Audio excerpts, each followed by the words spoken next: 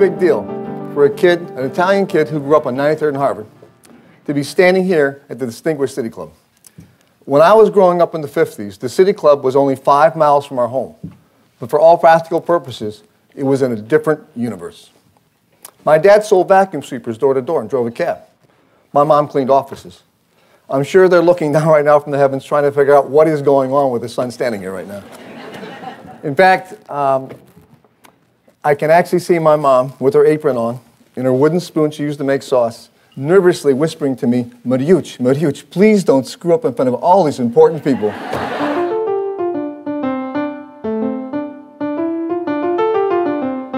As I see it, the whole system sets nonprofits up for struggle and starvation, not for solving challenges.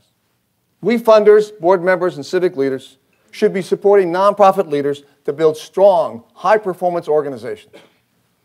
Instead, we cause them to think incrementally, month to month, and hand to mouth. We say we're focused on results.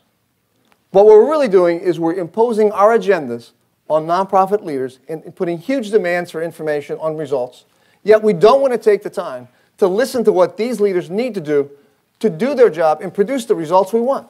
Our crazy funding system is at the heart of this issue, but it is just part of the equation. In too many of the interactions I have with nonprofits and government agencies, I see signs they aren't taking a hard look in the mirror. They aren't necessarily focused on the right things. Or are they focused on measuring the right things? And are they focused on doing the right things? Are asking the hard questions about themselves? Far too many settle for mediocrity.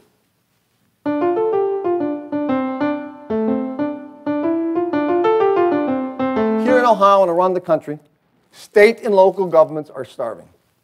And this will only get worse when the federal government really begins to cut back.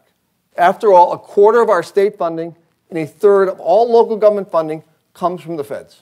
In this era of scarcity, everything is on the table. In the words of New York Mayor Michael Bloomberg, and I quote, towns and counties are starting to have to make the real choices. Fewer cops, fewer firefighters, slower ambulance response, and yes, fewer teachers in front of our classrooms. Even if you're not funded with government money, please don't assume these cuts don't affect you.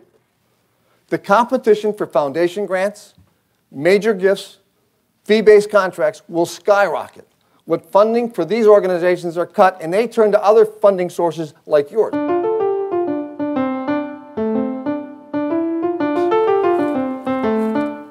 Each of us has a role to play, and I'd like to share with you some thoughts about how.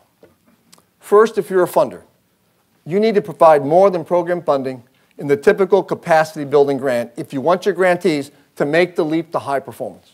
Leaders need funders who are willing to make substantive multi-year investments to help them rethink their models and strengthen their management rigor. That approach is at the very core of what Venture Philanthropy Partners does. Funders also have to absolutely break this misplaced fixation on an arbitrary overhead figure of 10 or 15%. My friends, not all overhead is created equal. I have such a hard time when we see matters of effectiveness, improved quality, lower cost, faster service, doing more for others, lumped in as a category called overhead. I'm confused, because in my other life, we call this good management.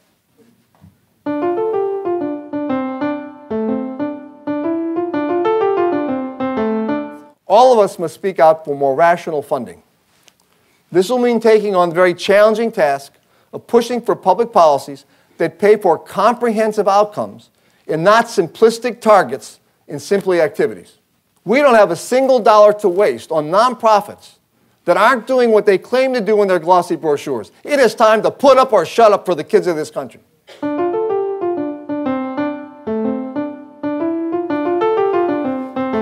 Finally, nonprofit leaders and their public sector counterparts have to summon the courage to seek high performance.